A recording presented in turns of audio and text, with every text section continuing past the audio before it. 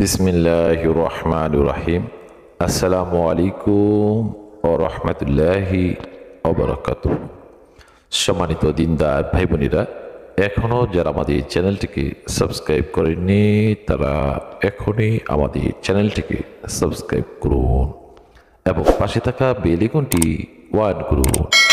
সম্মানিত দিনদার ভাই বোনেরা, আজ আমি আপনাদের মাঝে অত্যন্ত গুরুত্বপূর্ণ একটি আমল নিয়ে আপনাদের সামনে হাজির হয়েছি। বন্ধুরা আমার, আজকে যে আমলটি আপনাদের মাঝে শেয়ার করব সে আমলটি হলো সূরাতুল কাউসারের আমল এবং নকশাপুরি শত্রুকে কঠিন থেকে কঠিন শাস্তি দেওয়ার জন্য বিশেষ একটি পরীক্ষিত কবচ এবং আমল নিয়ে আপনাদের সামনে হাজির হয়েছি। বন্ধুরা আমার, সূরাতুল কাউসারের আমল দ্বারা আপনার শত্রুকে এমন নাজেহাল অবস্থা করে দিতে পারবেন যে শত্রু জীবনে কখনো আপনার সামনে শত্রুতা করার দুঃসাহস পাবে না।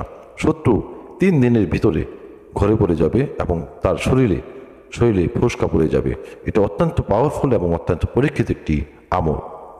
বিশেষ করে যারা দীর্ঘদিন ধরে শত্রু দ্বারা ক্ষতিগ্রস্ত হয়ে আছেন, কোনোভাবে শত্রুকে প্রতিহত করতে পারছেন না, শত্রু আপনাকে একের পর এক ক্ষতি করছে এবং আপনার সবসময় আপনাকে পেরেশানিতে রাখছে, আপনাকে প্রাণনাশের হুমকি দিচ্ছে, আপনার জায়গা জমি টাকা পয়সা লুট করে নিয়েছে, কোনোভাবে তাকে প্রতিহত করতে পারছেন না, আপনাকে সবসময় মামলা মোকদ্দমায় ফালিয়ে আপনাকে নিঃস্ব করে দিয়েছে।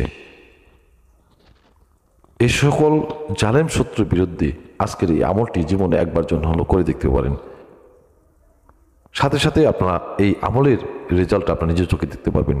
এটা অত্যন্ত পরীক্ষিত একটি আমল, খুবই গুরুত্বপূর্ণ। যারা বিশেষ করে শত্রু দ্বারা একের পর এক ক্ষতিগ্রস্ত হয়ে জীবনটা তেনাতেনা হয়ে গেছে, আপনার সর্বস্ব হারিয়ে ফেলেছেন শত্রুর দ্বারা, আপনার ব্যবসা বাণিজ্য সব কিছু নষ্ট করে দিয়েছে আপনার শত্রু নাই এরকম ব্যক্তি বিশ্বে খুঁজে পাওয়া যাবে না যে তার শত্রু নেই। শত্রু ছাড়া কোনো মানুষ নেই।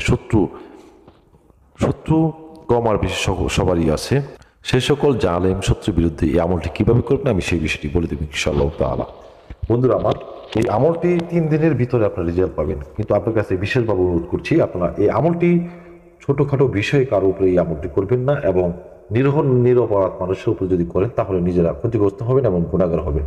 বন্ধুরা আমার, এখানে ভালো করে লক্ষ্য করে দেখুন, সূরা কাউসারের আমল এবং নকশা পুড়িয়ে শত্রুকে কঠিন থেকে কঠিন শাস্তি দেওয়ার একটি কবচ।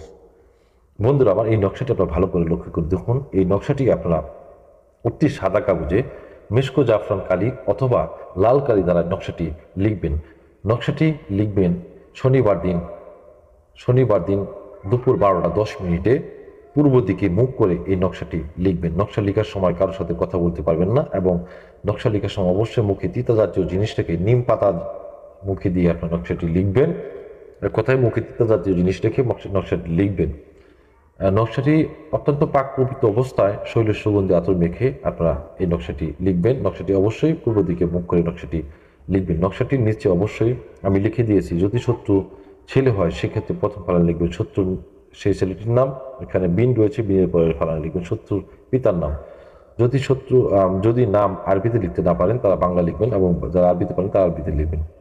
শুধু আমি যেখানে গোল চিহ্ন দিয়েছি এখানে শত্রুর নাম হবে, এখন বিনের জায়গায় বিন থাকবে, এই বিনটা শব্দটা থাকবে, পরে ফালান লিখবেন শত্রুর পিতার নাম। আর যদি শত্রু মেয়ে হয় সেক্ষেত্রে প্রথম ফালানে এই ফালান শব্দটি এখানে নিয়ে আসবেন, নকশার নিচে এই শব্দটা লিখবেন।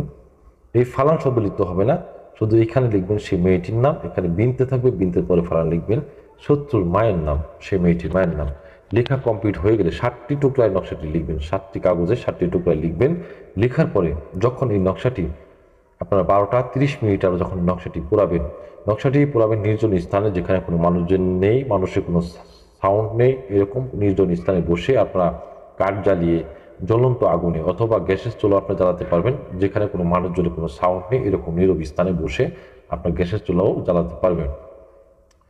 তো আপনারা অবশ্যই যে কোনো নিজের স্থানে বসে আপনারা আগুন জ্বালিয়ে আপনার জ্বলন্ত আগুনে এই নকশাটি পোড়াবেন। নকশা পোড়ানোর সময় অবশ্যই সূরাতুল কাউসার আপনারা এই কীভাবে সূরাতুল কাউসার আমল করবেন আমি সেই বিষয়টি বলে দিব। আপনার নকশা যখন পোড়াবেন তখন মনে মনে সূরাতুল কাউসার পাঠ করবেন এইভাবে, ইন্না আতাইনাকাল কাউসার ফাসাল্লি লিরাব্বিকা ওয়ানহার ইন্না শানিয়াকা হুয়াল আবতার হুক। এখানে শত্রুর নাম আপনাকে উচ্চারণ করতে হবে। যদি শত্রুর পিতার নাম জানেন, সেক্ষেত্রে আপনি অমুকের ছেলে অমুক অবতার হোক এভাবে পাঠ করবেন। আপনি বিশ্বের যে কোনো প্রান্তে থাকেন না কেন, আপনি দূর থেকে আপনার শত্রুর এমন নাজেহাল অবস্থা করতে পারবেন যা শত্রু কখনো কল্পনা করতে পারবে না। এটা অত্যন্ত পরীক্ষিত, আমার বহুবার প্রমাণিত। 3 দিনের ভিতরে আপনার শত্রু শৈলী ফোসকা পড়ে যাবে। আমি আবারও বলছি, ইন্না আতাইনাকাল কাউসার ফাসাল্লি লিরাব্বিকা ওয়ানহার ইন্না শানিয়াকা হুয়াল উমুক অবতার হোক। এখানে উমুকের জায়গায় শত্রুর নাম বলবেন, অথবা যদি শত্রুর পিতার নাম জানেন বা শত্রুর মেয়ে হয় তার মায়ের নাম জানেন, তাহলে বলবেন অমুকের মেয়ে অমুক আবতার হোক, অথবা ছেলের উদ্দেশ্য যদি করেন অমুকের ছেলে অমুক আবতার হোক। যদি পিতা মাতার নাম নাও জানেন, সেক্ষেত্রে সেই শত্রুর নাম উচ্চারণ করবেন এবং তার চেহারার কথা কল্পনা করবেন। করে এভাবে 3 দিন আপনারা আমল করবেন। 60টি করে নকশা, প্রতিদিন 60টি করে নকশা, 12টা 10 মিনিট থেকে লিখবেন এবং 12টা 30 মিনিটে নকশাটি পড়াবেন।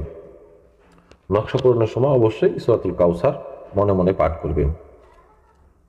3 দিনের ভিতরে শত্রু শৈলে ফোসকা পড়ে যাবে। আমার নিজের পরীক্ষিত এবং হাজারবার প্রমাণ পেয়েছি এই আমলের মাধ্যমে। আপনারা অবশ্যই সঠিক নিয়মে আমল করবেন এবং যখন 7 দিন এই আমলটি করা হয়ে যাবে, তখন আপনার 7টি নকশা, সাদা কাগজে 7টি নকশা লিখে আপনি নদীতে এই 7টি নকশা, শেষের দিনে 7টি নকশা আপনি নদীতে ভাসিয়ে দিবেন। ইনশাআল্লাহ তাআলা সূরা কাউসারের আমলের বরকতে আপনার শত্রু শৈলে 3 দিনের মধ্যে ফোসকা পড়ে যাবে এবং শত্রু কঠিন থেকে কঠিন শাস্তি পাবে, যা কখনো শত্রু কল্পনা করতে পারবে না তার কি হয়েছে। কোনো ডাক্তারি, কোনো চিকিৎসার মাধ্যমে সে ভালো হবে না। তবে এই আমলটি কিভাবে এই আমল থেকে পরিতাপিত হয় বা সুস্থতা লাভ করতে হয়, সেই বিষয়ে আমি একটা ভিডিও দেবো ইনশাআল্লাহ তাআলা। আশা করি নিয়মগুলো বুঝতে পেরেছেন। ভিডিওটি ভালো লাগলে অবশ্যই ভিডিওটি বন্ধুদের মাঝে বেশি বেশি শেয়ার করুন। কোনো কিছু জানা থাকলে কমেন্ট করুন এবং আমাদের চ্যানেলটিকে অবশ্যই সাবস্ক্রাইব করে সাথে থাকুন। সামনে আরো গুরুত্বপূর্ণ কিতাব থেকে গুরুত্বপূর্ণ আমল ও তদবির নিয়ে আপনাদের সামনে হাজির হব ইনশাআল্লাহ তাআলা। দোয়া করি ভালো থাকুন, সুস্থ থাকুন। আসসালামু আলাইকুম ওয়া রাহমাতুল্লাহি ওয়া বারাকাতুহু।